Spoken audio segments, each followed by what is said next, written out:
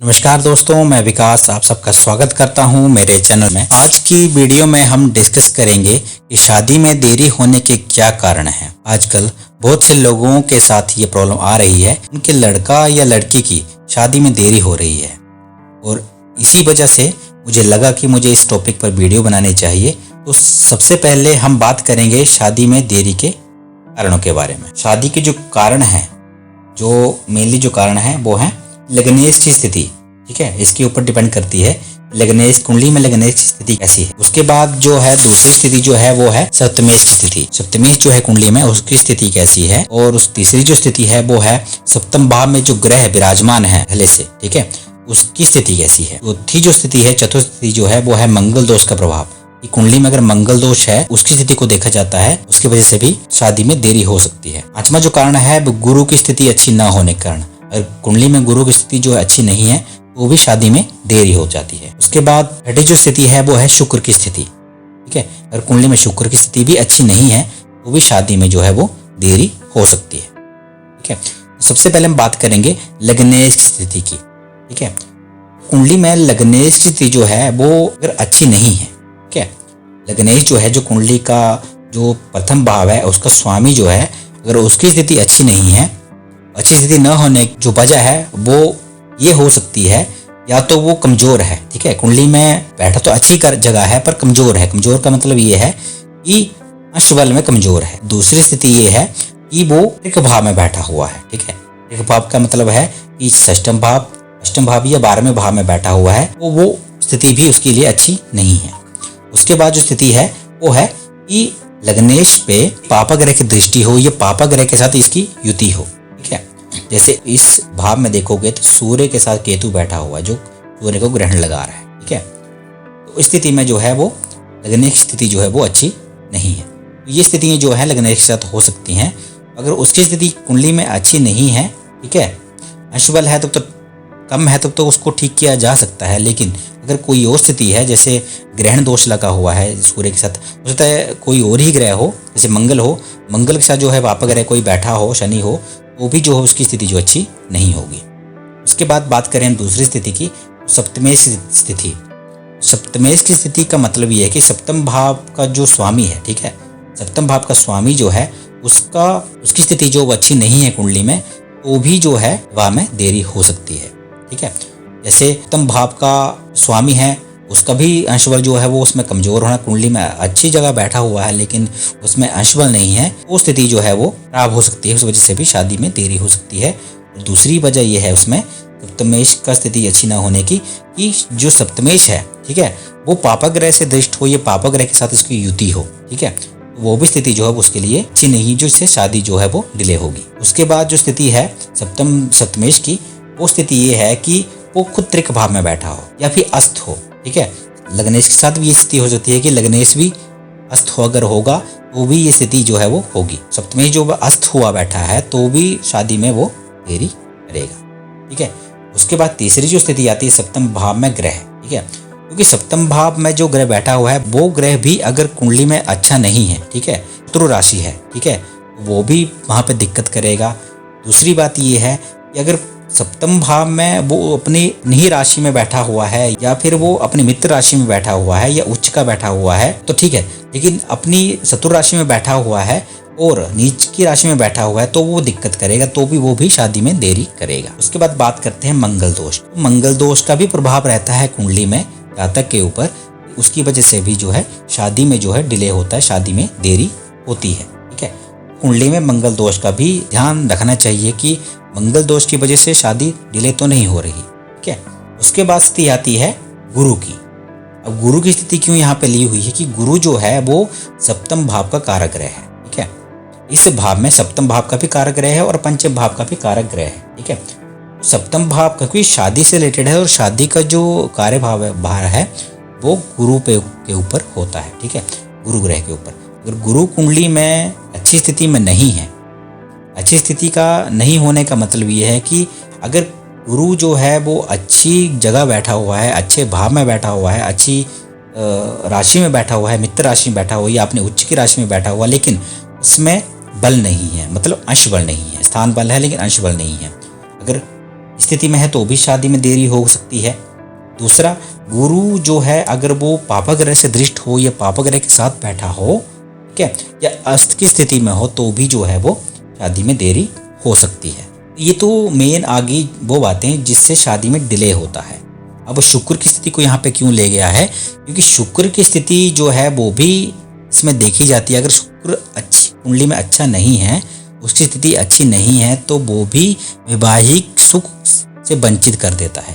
ठीक है, शादी हो भी जाए तो वैवाहिक सुख जो उसको नहीं मिल पाता, वैवाहिक सुखों में कमी करता है। ठीक है, शुक्र की स्थिति कैसे देखेंगे? शुक्र की स्थिति भी वैसे ही देखेंगे। पहले देखेंगे कि उसमें अंश बल कितना है। अगर अंश बल में कमी है, अंश बल नहीं है, 0 अंश पे है या 30 अंश पे है, उसमें बल नहीं है, तो भी जो है वो कुछ न कुछ दिक्कत यहाँ पे शादी से रिलेटेड होगी। ठीक है, दूसरा ये है कि वो पापग्रह से दृष्ट हो या पापग्रह के साथ युति में बैठा हो तो भी ये दिक्कत आती है। और अगर वो अस्त है, ठीक है, सूर्य के साथ अगर वो अस्त हो रहा है तो भी ये दिक्कत जो है वो आती है। या फिर ऋक भाव में हो तो भी स्थिति आती है। जैसे षष्ठम भाव, अष्टम भाव या 12वें भाव में हो तो स्थिति आती है। सेम गुरु के साथ भी ये स्थिति है। अगर वो भी एक त्रिक भाव में बैठा हो तो भी वो उस सुख में कमी करेगा। ज़्यादातर तो केसेस यही आते हैं कि गुरु के साथ अगर कोई पापग्रह बैठा हो या पापग्रह की दृष्टि हो तो गुरु जो है वो कम प्रभावी हो जाता है, उसका कम फल देता है और शादी में डिले हो जाती है। ठीक है, तो ये वो स्थितियां हैं जिसमें शादी जो है वो डिले होती है। शादी में देरी होने की वजह से ही एक कुंडली जो मुझे भेजी है अमित जी ने, वो यहाँ पे स्क्रीन में ही खुली हुई है, उसी पे ऊपर मैं आपको एग्जाम्पल के तौर पे आपको बता दूंगा और उनकी समस्या का भी समाधान जो है यहाँ पे होगा। उसके बाद हम उपायों के बारे में भी बात करेंगे कि उपाय क्या रहते हैं अगर स्थितियाँ अच्छी ना हो कुंडली में। ठीक है, सबसे पहले हम देख लेते हैं कि इस कुंडली में ये जो स्थितियाँ मैंने लिखी हैं इनका क्या प्रभाव रहता है, वो देखते हैं इस कुंडली को। ठीक है, ये कुंडली भेजी है मुझे अमित जी ने। उनका जो जन्म समय है 6:45 का है। डेट ऑफ बर्थ है वो है 24 अगस्त 1988 की। अब यहीं से देख लोगे आप, ये 1988 की इनकी डेट ऑफ बर्थ है। और आज के टाइम पे 2023 की हम बात करें तो 2023 में अब तक इनकी उम्र जो है वो 35 साल जो है वो पोस्ट कर चुकी है। ठीक है, तो देखो इनकी यहाँ पे लग्न कुंडली यहाँ पे खोली हुई है मैंने। नीचे जो है चंद्र कुंडली यहाँ पे है। ठीक है, यहाँ पे लेफ्ट साइड में मैंने ग्रहों के मान लिखे हुए हैं, ग्रहों के अंश लिखे हैं, क्योंकि इनकी कुंडली में जो अंश जो बल है वो नहीं दिया हुआ है, साथ ही दशाएं भी नहीं दी हुई हैं। तो दशाएं भी मैंने यहाँ पे कैलकुलेट करके यहाँ पे रखी हुई हैं। साथ में जो बाकी कुंडली होती है, नववांश कुंडली होती है, जैसे वो भी नहीं है। पर फिलहाल मैंने जो यहाँ पे डिटेल मुझे मिली हुई है मैंने यहाँ से ले ली, और जो मुझे आवश्यक लगी वो मैं यहाँ पे एक कुंडलियाँ मैंने यहाँ पे एक और बनाई हुई है। जो आज के टाइम पे जो गोचर ग्रह कर रहे हैं उसके अनुसार उनके लगन पे क्या प्रभाव रहता है आज की गोचर का, वो मैंने यहाँ पे साथ में। सबसे पहले यहाँ पे देखें तो यहाँ पे जिनकी कुंडली है, जो लगन कुंडली है, वो लगन कुंडली जो है वो सिंह लगन की इनकी कुंडली बनती है, क्योंकि सिंह राशि जो है लगन में है और सूर्य जो यहाँ पे विराजमान है, साथ में केतु है और बुध है। बुध जो है मैंने यहाँ पे खुद लिखा हुआ है, क्योंकि यहाँ पे जो बुध की स्थिति यहाँ पे दर्शाई हुई है कुंडली में वो गलत है, क्योंकि बुध उस टाइम पे बुध जो गोचर कर रहा था वो कर रहा था सिंह राशि में। देखो इस कुंडली में हम देखोगे तो लग्नेश जो है वो लगन में ही बैठा हुआ है, लेकिन इसमें दिक्कतें क्या क्या है। सबसे पहले हम बात करेंगे अंश बल की। सूर्य का अंश बल यहाँ पे देखेंगे तो सूर्य जो है सिंह राशि पे 7 डिग्री 24 कला और 20 पिकला पे है। हालांकि इतना अच्छा नहीं है अंश बल में, क्योंकि 15 डिग्री पे जो सबसे ज्यादा बल जो होता है ग्रह का किसी ग्रह का होता है। दूसरी स्थिति ये है कि सूर्य जो है वह केतु के साथ युक्त है और राहु की दृष्टि भी इसके ऊपर पड़ रही है। ठीक है, जब सूर्य के साथ केतु होता है तो वो ग्रहण दोष सूर्य पे लगता है, क्योंकि ग्रहण दोष जो है मुख्य जो है सूर्य और चंद्रमा पे ही लगता है, और यहाँ पे सूर्य पे ग्रहण दोष लगे और यहाँ पे जो लग्नेश है वो उसकी स्थिति जो है वो खराब हो गई। अगर स्थिति खराब हो गई तो ये देरी करवाएगा विवाह में। उसके बाद बात करें हम सप्तमेश की। सप्तमेश जो है, क्योंकि सप्तम भाव है उस 11 नंबर लिखा हुआ है, और 11 नंबर की राशि का मतलब है कुंभ राशि। ठीक है, कुंभ राशि का स्वामी जो है वह शनि होता है, और शनि जो है वो पंचम भाव में धनु राशि पे चंद्रमा के साथ। तो इस सप्तमेश कैसी है, इसके लिए सबसे पहले हम देखेंगे अंश बल। तो अंश बल जो है शनि बकरी होके अंश बल में 2 डिग्री पे बैठा हुआ है। हालांकि उसमें अंश बल नहीं है, जो प्रभाव उसको देना चाहिए था वो अंश बल की कमी से वो प्रभाव नहीं दे पाएगा, क्योंकि सप्तमेश जो है वो भी काफी अच्छा ग्रह, कारक ग्रह होता है जो सप्तम भाव का रिजल्ट देता है। ठीक है, तो एक तो दिक्कत ये है कि शनि की जो अंश वाला वो कमी है, दूसरा शनि अपनी ही राशि में दृष्टि डाल रहा है, सिर्फ दृष्टि डाल रहा है शनि सप्तम भाव में, तो यहाँ पे होगा ये देरी करेगा। ठीक है, एक तो अंश बल में कमी है, एक तो इसमें बल नहीं है, और जो बल इसके पास थोड़ा बहुत है बचा हुआ, उसके अनुसार वो अपनी दृष्टि जो यहाँ पे डाल रहा है सप्तम भाव में, वहाँ पे ये उसमें देरी करेगा, शनि यहाँ पे देरी करेगा। ठीक है, तो यहाँ पे सप्तमेश की स्थिति भी अच्छी नहीं है, इतनी अच्छी जो शादी को जल्दी करवा सके, तो ये भी देरी का कारण है। उसके बाद सप्तम भाव में ग्रह का प्रभाव। ठीक है, सप्तम भाव में जो ग्रह है, ठीक है, और बाकी जो ग्रह है उसकी दृष्टि। ठीक है, तो यहाँ पे सूर्य की दृष्टि है, सूर्य तो पहले ही उसके ग्रहण दोष लगा हुआ है, और यहाँ पे बुध की दृष्टि पड़ रही है, केतु और राहु तो एक दूसरे के सामने ही रहते हैं, तो राहु यहाँ पे सप्तम भाव में अच्छा ग्रह नहीं माना जाता, क्योंकि सप्तम भाव में राहु जो है वो कहीं ना कहीं जो है जातक को या वैवाहिक जीवन में जो है उथल पुथल करता ही रहता है। यहाँ पे भी स्थिति जो अच्छी नहीं, इस वजह से भी शादी में देरी हो रही है और देरी हो गई है। ठीक है, उसके बाद देखें मंगल दोष के बारे में। देखो, इस कुंडली में जो मंगल है वो अष्टम भाव में है। ठीक है, तो अष्टम भाव का मंगल भी मंगल दोष बनाता है, हालांकि यहाँ पे कोई भी ग्रह जो उसका परिहार नहीं और मंगल दोष का परिहार नहीं कर रहा है। ठीक है, मंगल दोष का परिहार नहीं कर रहा है, इसका मतलब ये है कि मंगल दोष यहाँ पे भी कहीं न कहीं देरी कर रहा है विवाह में। जो मंगल है उसका अंश बल कितना है, ठीक है, देखें तो मंगल जो है 17 अंश पे है, बली है यहाँ पे अंश बल के मामले में, लेकिन मंगल दोष है, और मंगल दोष के साथ ही क्योंकि बली है और मंगल दोष है तो यहाँ पे ये नेगेटिव ही फल देगा, इस वजह से जो है वो मंगल दोष यहाँ पे शादी में भी देरी कर रहा है। उसके बाद देखें हम गुरु का प्रभाव। ठीक है, तो गुरु का प्रभाव देखने के लिए सबसे पहले हम देखेंगे कि गुरु का अंश बल क्या है। ठीक है, गुरु का जो अंश बल है वो 10 अंश पे है, न काफी ज्यादा है न काफी कम है। ठीक है, साथ में देखेंगे जहां बैठा हुआ है वो स्थान उसके लिए कैसा है। तो गुरु जो है वैसे तो मित्र राशि में नहीं है, अपनी शत्रु राशि में बैठा हुआ है, क्योंकि वृष राशि जो है वो शुक्र की राशि होती है, और शुक्र के साथ जो है गुरु की शत्रुता होती है। ये शुक्र जो शत्रुता रखता है गुरु से। ठीक है, हालांकि गुरु जो है वो कुंडली में सबसे अच्छा ग्रह माना जाता है, क्योंकि वो शुभ ही फल देता है, अशुभ फल नहीं देता। हाँ, अगर उसकी स्थिति अच्छी नहीं है, अच्छे फलों में कमी कर देता है। ठीक है, गुरु की स्थिति यहाँ पे अंश बल में ठीक है, लेकिन यहाँ पे जहाँ बैठा हुआ है वो उसकी मित्र राशि नहीं है। साथ में जिन भावों का स्वामी है वो हम देख लेते हैं। गुरु जो है यहाँ पे वो पंचमेश है, ठीक है, पंचम भाव का स्वामी है, और साथ में ही जो है अष्टम भाव का स्वामी।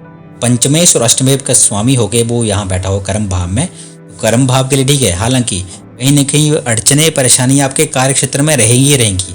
ठीक है, क्योंकि ये जो अष्टम भाव है उसका स्वामी भी है गुरु, उसका भी फल देगा ये, तो अड़चने और दिक्कतें और जो परेशानियां जो हैं आपके कार्य से रिलेटेड वो भी आपको रहेंगी। ठीक है, हालांकि इसके बाद देखें कि किसी पापा ग्रह की दृष्टि तो नहीं पड़ रही। ठीक है, किसी भी पापा ग्रह की दृष्टि जो है वो नहीं है। उसके साथ ही शुक्र की हम बात करते हैं। ठीक है, शुक्र ग्रह की स्थिति, तो शुक्र ग्रह की हम बात करें तो शुक्र जो है वो कर्म भाव का स्वामी होकर और तृतीय भाव का स्वामी होकर लक्ष्मी भाव में बैठा हुआ है, तो शुक्र की स्थिति तो अच्छी है। शुक्र जहाँ बैठा है वो उसकी मित्र राशि है, अपने मित्र राशि में बैठा हुआ है, और शुक्र का बल जो है वो 21 अंश पे है, ना ज़्यादा है ना ही कम है, कम है। ठीक, तो ये गुरु और शुक्र की स्थिति हम देखें एवरेज जो ठीक है, लेकिन जो बाकी जो दिक्कतें हैं लग्नेश की स्थिति, सप्तमेश की स्थिति, सप्तम भाव में जो ग्रह हैं उसकी स्थिति और मंगल दोष, ये जो है वो यहाँ पे मेजर जो रिजल्ट यहाँ पे कुंडली में शादी के जो टाइम है उसमें देरी कर रहे हैं। उपाय के लिए हम क्या करेंगे कि सबसे पहले जो है हम लग्नेश की स्थिति को अच्छा करेंगे। ठीक है, लग्नेश की स्थिति को अच्छा करेंगे, और उसके बाद हम सप्तमेश की स्थिति को अच्छा करेंगे। ठीक है, सप्तम भाव में जो ग्रह हैं उसको अच्छा करेंगे। ठीक है, और मंगल दोष को अच्छा करेंगे। गुरु और शुक्र वो भी अच्छे कुछ उपाय करके वो भी अच्छे हो जाएंगे। ठीक है, तो ये उपाय करके हम कुछ ना कुछ जो है वो अच्छे रिजल्ट जो है वो अच्छे ले सकते हैं। यहाँ पे हम देखेंगे कि इनकी दशाएं कौन कौन से चली हुई हैं। ठीक है, तो दशा में हम बात करेंगे, वो दशा जो है यहाँ पे जो मेन दशा इनकी चली हुई है, जो महादशा चली हुई है वो राहु की चली हुई है आज के टाइम पे, और राहु की दशा में जो राहु की ही अंतरदशा चली हुई है। ठीक है, राहु की अंतरदशा में जो है अंतरदशा रहेगी वो रहेगी अप्रैल तक, अप्रैल 2024 तक जो है उनकी अंतरदशा रहेगी राहु की, तब तक जो है वो दिक्कत रहेगी। उसके बाद राहु की महादशा के अंदर गुरु की अंतरदशा चलेगी अप्रैल के बाद। ठीक है, 11 अप्रैल के बाद। हालांकि राहु की महादशा में गुरु की अंतर्दशा अच्छी नहीं चल पाती, क्योंकि दोनों ही आपस में शत्रु हैं। ठीक है, अगर ऐसी स्थिति है तो हमें क्या करना है? ठीक है, देखो तो यहीं पे स्थिति बन जाती है कि हमें उपाय क्या करने हैं। ठीक है, देखो राहु की महादशा है, क्योंकि राहु भी सप्तम भाव में है। ठीक है, और गुरु तो हमें चाहिए ही चाहिए, क्योंकि गुरु जो है शादी की योग बनाएंगे यहाँ पे। ठीक है, तो यहाँ पे क्या है कि मैंने आपको बताया कि राहु की महादशा में गुरु की अंतर्दशा चलेगी अप्रैल 2024 के बाद। तो अप्रैल 2024 के बाद जो है वो योग बनेंगे शादी से रिलेटेड। ठीक है, पहला जो योग बन रहा है वो है राहु की दशा में गुरु की अंतर्दशा के साथ, वो है 11 अप्रैल के बाद, 11 अप्रैल 2024 के बाद राहु की दशा में गुरु की अंतर्दशा में जाने के बाद अगर उसकी प्रयांतर दशा में हम चले जाएं तो प्रयांतर दशा में आप देखोगे कि राहु के अंतर में गुरु का प्रयांतर जो है अप्रैल के बाद जो है और 8वें महीने अगस्त तक जो है वो शादी के योग बनेंगे। और उसके बाद जो है, क्योंकि उसके बाद राहु गुरु और शनि, अब ये तीनों जो ग्रह हैं वो क्योंकि इस भाव से रिलेशन रखते हैं, राहु रिलेशन रखता है, शनि क्योंकि सप्तमेश है यहाँ पे आ गया, और गुरु जो कि शादी करवाने वाला ग्रह है वो यहाँ पे है। तो आपके 2 योग यहाँ पे देखने को मिल रहे हैं।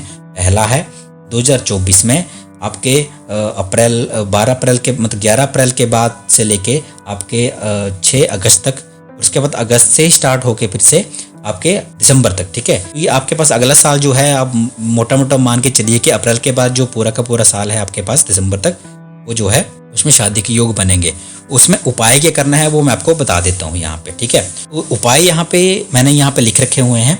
तो उपाय क्या है? सबसे पहले उपाय जो है जो लग्नेश के लिए है वो है सूर्य ग्रहण दोष के लिए, क्योंकि सूर्य ग्रहण यहाँ पे बन रहा है आपकी कुंडली में और अंश बल में भी थोड़ी कमी थी। तो उसके लिए क्या करना है आपको कि आपको संडे के दिन, ठीक है, सूर्य ग्रहण दोष के लिए आपको क्या करना है, आदित्य हृदय स्तोत्र का पाठ करना है रविवार को।